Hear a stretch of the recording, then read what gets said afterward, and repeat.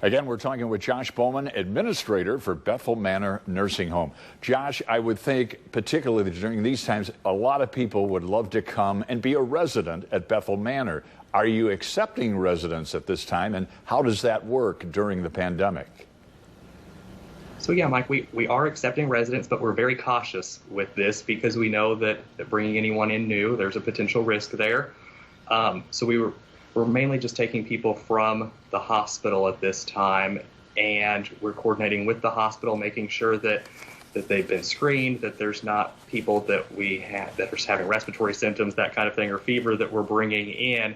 And then also we've been able to create like a different unit for those admissions to go in, spend 14 days, like a 14-day like quarantine, where they're not in contact with our current residents, and they have separate staff down there. So then that way, after the 14-day quarantine, then they could go into our population. So we're making sure we've got that safe transition, because we don't want to ever put, our residents or staff in danger with that. But we understand our role, in the whole healthcare system, and being able to keep the hospitals open and freed up of beds, so then that way they can do the job that they need to do, which is really important too. Absolutely. And something too, one of the great services, they're always concerned about connecting the residents to their families. Is that's got to be a real challenge. How are you doing to make sure families do stay connected? Yeah, that's one thing that's really stretched us, and we've really learned a lot about technology through this, because it changes things a lot whenever the families can't just walk in the door like they're used to doing. So we've, of course, got FaceTime options. We've got Skype that the families can call in, set up a time to do that. We've got the regular phone that they can call in and talk to their loved ones. We've been doing like a lot of like window visits, so the families will come onto the porch there and then call on the cell phone and talk to their loved one that's sitting inside like our lobby. So then that way they can see each other, still talk. They're still, just a few feet away, but we've got the glass there to prevent any germs from spreading.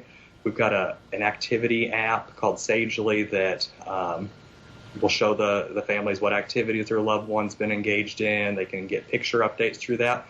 And I'm really excited about, probably in the next week, we partnered with a company called Safekeeping, and they will provide an app that will connect with our electronic medical record system. So it will allow us to send like mass text out to the families if they have that, but then also it will let them have a glimpse of some of the medical information. So they will be able to go, the family member, and pull up the app, see like recent vital signs for the residents, see what the current medication list is, some of those things. So that way they are able to stay connected with not only the activity side, but also the medical side of their loved one.